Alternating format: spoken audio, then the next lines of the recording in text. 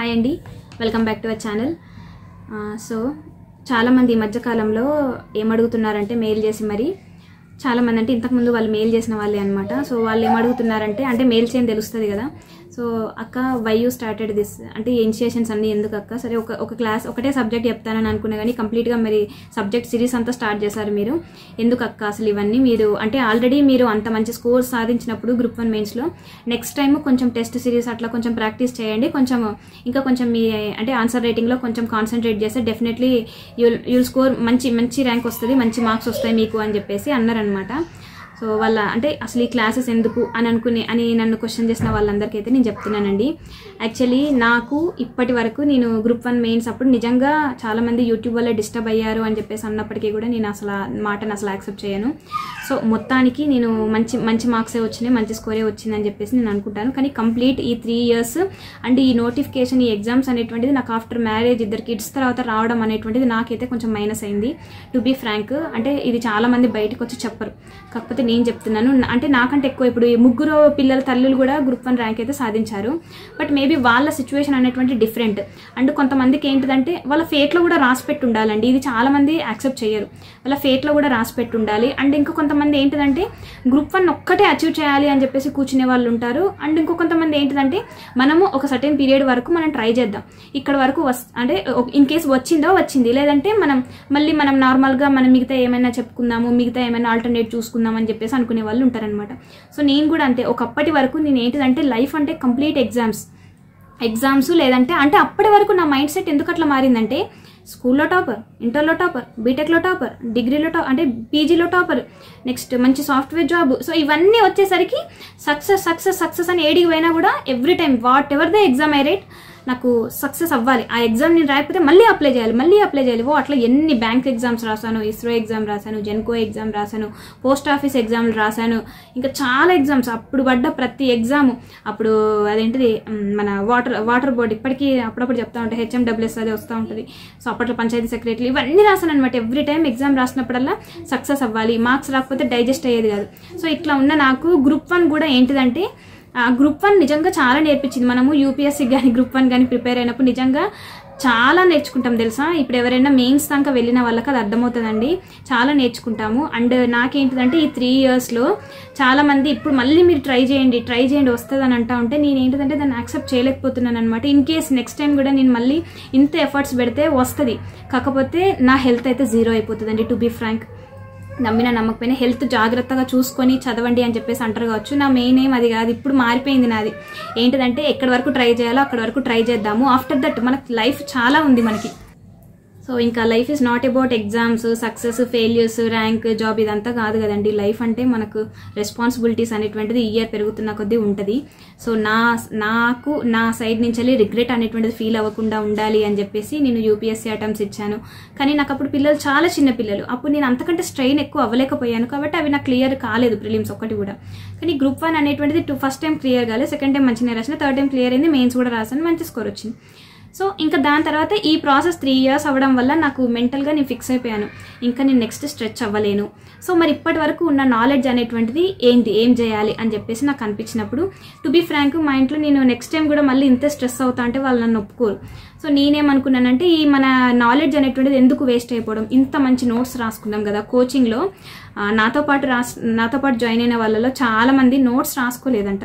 So ఎట్లా అంటే just రఫ్గా అట్లా రాసుకుంటూ వెళ్ళిపోయారంట. కానీ నేనేంటిదంటే each and every point, even క్లాస్లో సార్ అక్కడ ఆ సబ్జెక్ట్లో ఇది ఉంది కదా, ఈ సబ్జెక్ట్లో ఇది ఉంది కదా అని చెప్పి చిన్న ఇన్ఫర్మేషన్ చెప్పినా కూడా నేను అది వదలలేదనమాట. Each and every point sir note నుంచి వచ్చిన ప్రతి పాయింట్, వెనకాల PDF కనబడుతున్నా లేకపోతే వెనకాల బోర్డు మీద ఏం రాసినా కూడా నేను రాసుకున్నాను. ఎందుకంటే ఐ నో అంటే నాకు టైం తక్కువ ఉంది, నేను నెక్స్ట్ మళ్ళీ బ్యాక్ వచ్చి అన్ని వీడియోస్ విని క్లాస్ నోట్స్ రాసుకునేంత టైం ఉండదని నాకు తెలుసు. సో అందుకనే అండ్ అది ఎట్లా వచ్చింది మీకు ఇంతకుముందు ఎక్స్పీరియన్స్ అంటే కాదు, నాకు చిన్న పిల్లలు. సో అప్పుడు నేను సెకండ్ టైం చదివే ఛాన్స్ అయితే నాకు ఉండదని నాకు తెలుసు. సో అందుకని ఆ టైంలోనే చాలా మంచి నోట్స్ రాసుకున్నా. నాకు యూజ్ అవ్వలేదు. సరే, నాకు ఎట్లాగో ఇప్పుడు ర్యాంక్ అయితే రాలేదు, మంచి ర్యాంక్ అయితే రాలేదు. మెయిన్స్ సాధించడం పక్కకు పెడితే ర్యాంక్ రాకపోతే ఇంకా మన ప్రిపరేషన్ అంతా ఇంకా వేస్ట్ అయిపోయినట్టే కదా. అంటే ప్రిపరేషన్ ఇన్ ద సెన్స్ ఇంత కష్టం వేస్ట్ అయిపోయినట్టు. సో ఈ కష్టం దీన్ని నేనేమనుకున్నాను, సరే నాలాగా చాలా మంది బిగినర్స్ ఉంటారు. సో నేను కూడా ఇనిషియల్ టైంలో అడిగేదాన్ని, ఎంత దారుణంగా అడిగేదాన్ని అంటే చెప్పండి ఎట్లా చదవాలి, నాకు ఒక టైం టేబుల్ ఇవ్వండి అని. నేను ఇప్పుడు మీరు నన్ను అడిగిన ప్రతి క్వశ్చన్ నేను ఇది కొన్ని వందల సార్లు అడిగినాను అనమాట చాలా మంది యూట్యూబర్స్ని. ఒక్కరు కూడా రెస్పాన్స్ ఇచ్చేవాళ్ళు కాదు. సో నేను అందుకని మీ ప్రతి ఒక్క మెయిల్కి ప్రతి ఒక్క మెసేజ్కి కూడా నేను రిప్లై ఇస్తాను. ఇన్ కేసు నేను మిమ్మల్ని వెయిట్ చేయించాను కాబట్టి నేను కమెంట్స్ అనేటువంటి పాస్ చేపిస్తాను. ఇన్ కేసు నాకు ఎప్పుడైనా మళ్ళీ ఫ్రీ టైం దొరికినప్పుడు ఆన్లో ఉంచుతాను. నేను మీరు అబ్జర్వ్ చేయొచ్చు రీసెంట్ వీడియోస్, అంటే ఈ మధ్యకాలంలో పాస్ చేస్తున్నా కానీ ఇంతకుముందు అయితే నేను పాస్ చేయలేదు. సో అదనమాట నా క్లాసెస్ అనేటువంటిది మెయిన్ ఉద్దేశం ఏంటిదంటే, నాలాగా అంటే ఇంతకుముందు నేను బిగినర్గా ఉన్నప్పుడు నేను ఎట్లయితే ఫేస్ చేశానో అలాంటి చాలామంది ఇప్పుడు నేను ఇప్పుడు యూట్యూబ్లో కొంచెం సబ్స్క్రైబర్స్ ఎక్కువయ్యి నన్ను కొంచెం బయట గుర్తుపడుతున్నారు కదా, వాళ్ళైతే అక్క ప్లీజ్ అక్క పర్సనల్గా మాకు గైడెన్స్ ఇవ్వండి అక్క, అసలు ఇట్లాంటి పర్సన్ ఇంతకుముందు మాకు ఎందుకు కనబడలేదా అని చెప్పేసి ఇప్పుడు మేము బాధపడుతున్నామని ఈ మధ్యకాలంలో మా ఏరియాలో కూడా చాలా మంది గుర్తుపెట్టి అడుగుతున్నారు అనమాట. ప్లీజ్ అక్క మీరు ఎక్కడ ఉంటారు చెప్పండి, మేము మీ ఇంటికి వస్తాము, ప్రతిరోజు ఒక గంట సేపు చెప్పండి. మీరు నార్మల్గా మాట్లాడినా కూడా మీ మాట మోటివేషన్, మీ నోటి నుంచి వచ్చిన ప్రతి ఒక్క వీడియోలో ఏదో ఒక కంటెంట్ మాకు దొరుకుతుంది. అసలు ఒక గ్రూప్ 1 అంటే ఏంటిది అనేటువంటి తెలియని మాకు ఇప్పుడు అసలు what is group 1, what is group 2, అసలు ఏమేమి సబ్జెక్ట్స్ ఉంటాయి, అసలు ఎట్లా ఉంటుంది, బయట సిస్టమ్ ఎలా ఉంటుంది అనేటువంటి మొత్తం మీ ద్వారా మాకు తెలిసినాయి అనేటువంటి వాళ్ళు చాలా మంది ఉన్నారు. సో వీళ్ళంతా బిగినర్స్ కాదా. సో ఈ బిగినర్స్కి బ్యాక్గ్రౌండ్ లేని వాళ్ళు, ఇప్పుడు నాకు కూడా అంతే కదా, నాకు మా ఫ్యామిలీలో బ్యాక్గ్రౌండ్లో గ్రూప్ 1 కానీ అసలు ఈ ఎగ్జామ్స్కి అసలు ఈవెన్ మా దాంట్లో నేనే ఫస్ట్ పర్సన్ బీటెక్ కంప్లీట్ చేసిన దాంట్లో. సో మరి అసలు బీటెక్కే చదివిన వాళ్ళు లేనప్పుడు, అంటే గ్రాడ్యుయేషన్ నార్మల్గా బీఎస్సీ డిగ్రీ చేసిన వాళ్ళు ఉన్నారు కానీ బీటెక్ చేసిన వాళ్ళు ఎవరు లేరు. సో మరి ఇట్లా బీటెక్ చేసిన వాళ్ళు ఎవరు లేరు, ఇంకా మిగతా ఏ ఎగ్జామ్స్కి గవర్నమెంట్ ఎగ్జామ్ కూడా ఎవరు క్రాక్ చేసిన వాళ్ళు లేరు. ఒకే ఒక సిస్టర్ రీసెంట్గా 42 ఏజ్లో స్కూల్ అసిస్టెంట్ జాబ్ అయితే వచ్చిందనమాట, స్కూల్ టీచర్ జాబ్ అయితే చేస్తున్నారు ఒక సిస్టర్.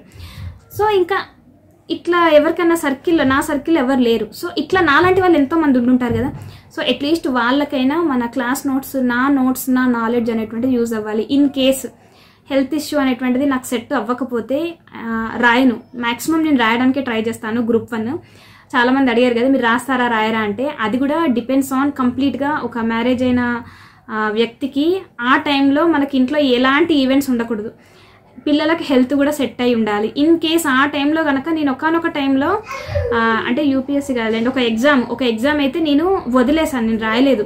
ఈవెన్ మొన్న గ్రూప్ 1 మెయిన్స్ కూడా రాయొద్దనే ఫిక్స్ అయ్యాను. అప్పుడు నా పిల్లలిద్దరికీ కొంచెం హెల్త్ సరిగ్గా లేవు, ఇద్దరికీ కంటిన్యూస్ ఫీవర్స్, అప్పుడు వర్షాలు పడ్డప్పుడు కూడా ప్రిపరేషన్ ఆపేశాను. సో అట్లాంటి సిచ్యువేషన్స్ ఉంటాయి, హై ఇంపార్టెన్స్ ఉన్నటువంటి సిచ్యువేషన్స్లో మనం ఈవెన్ కదలలేని సిచ్యువేషన్స్ కూడా ఉంటాయి. సో మనకు అన్ని సిచ్యువేషన్స్ అన్ని సెట్ అయ్యి నేను ఓకే అని అనుకున్నప్పుడు దెన్ ఐ విల్ రైట్. కానీ ఏదో సింపుల్గా అంటే ఇంత కష్టపడైతే కాదు. ఇప్పుడు ఆల్రెడీ మనం క్లాసెస్ అనేటువంటి చెప్పుకుంటున్నాం కాబట్టి సో ఈ కంటెంట్ తోటే రాస్తాను ప్రిలిమ్స్. ఒకవేళ పాస్ అయితేనేమో ఓకే, పాస్ కాకపోయినా కూడా నేను ఇంత వరి అయితే అవ్వను. ఎందుకంటే నాకు తెలుసు నాకు ఇప్పుడు అన్ని తెలిసి వస్తున్నాయి. Life is not only about group 1 exam and not only getting success or failure. Life అంటే రియాలిటీ కనుక చూస్తే life is too much bigger than what we expect. So అందుకనే నాకేంటంటే అన్నీ చూసుకోవాలి, అన్నీ ఉండాలి. ఇప్పుడు నెక్స్ట్ నాది అయిపోయింది. ఇప్పుడు అట్లీస్ట్ నేను యూపీఎస్సీ గ్రూప్ 1 ఇంత పెద్ద ఎగ్జామ్స్కి నేను ప్రిపేర్ అవుతున్నాను అంటే మా అమ్మ నాన్న నాకు ఇంత మంచి ఎడ్యుకేషన్ ఇచ్చారు. సో ఇప్పుడు నేను ఇదే ఎడ్యుకేషన్ నా పిల్లలకి ఇవ్వాలి. సో నేను ఈ విధంగా ఆలోచిస్తున్నాను. సో ఇట్లా ఇవన్నీ ఈ నాలెడ్జ్ ఇట్లా ఆలోచించే విధానం ఇదంతా నాకు completely I got this much of అంటే రియాలిటీని అబ్జర్వ్ చేసుకోవడం, రియాలిటీలో బతకడం అనేటువంటిది కంప్లీట్గా ఇదంతా నాకు గ్రూప్ 1 నేర్పించిందని చెప్పేసి చెప్పొచ్చు. సో ఇప్పుడు కొత్తగా గ్రూప్ 1కి ప్రిపేర్ అవ్వాలనుకునే వాళ్ళకు మన ఈ నాలెడ్జ్ ఇదంతా అవుట్పుట్స్ అనేటువంటిది వాళ్ళకంటే మన ఇన్పుట్స్ అనేటువంటివి ఇవ్వాలి. కొన్నిటిలో మనం ఇన్పుట్స్ ఇవ్వాలి, కొన్నిటిలో అవుట్పుట్స్ కూడా ఇవ్వాల్సిన సిచ్యువేషన్ అయితే వస్తుంది. సో ఈ అవుట్పుట్ అనేటువంటిది ఇట్లా వస్తుంది. సో ఇట్స్ బెటర్ అంటే సజెషన్ ఇస్తాను, మీరు ఇంకా అడ్వైజ్లు అయితే ఇస్తాను, అడ్వైజర్లు అయితే ఇస్తాను. సో కంక్లూజన్ అనేటువంటిది మీది ఉంటుంది, ఫైనల్ డిసిషన్ ఈజ్ మీది, యువర్స్ అని చెప్పేసి ఇట్లా చెప్పాలనే ఉద్దేశంతో నేను క్లాసెస్ అయితే స్టార్ట్ చేశాను. సో అట్లీస్ట్ బిగినర్స్కి ఈ నోట్స్ అనేటువంటిది ఇంత తక్కువ ప్రైస్లో ఇంత మంచి ఎక్స్ప్లెనేషన్లో ఇచ్చేవాళ్ళు కూడా దొరకాలి కదా. సో అదేనండి. Thank you so much for watching this video. ఈ వీడియో కానీ మీకు అట్లీస్ట్ కొంచెం నచ్చినా కూడా ఒక చిన్న లైక్ చేయండి అండ్ ఛానల్ని సబ్స్క్రైబ్ చేసి సపోర్ట్ చేయండి. ఇంకెవరైనా మీ ఫ్రెండ్స్ అండ్ రిలేటివ్స్ షేర్ చేయాలి అనిపిస్తేనే షేర్ చేయండి. ఓకేనా, బాయ్.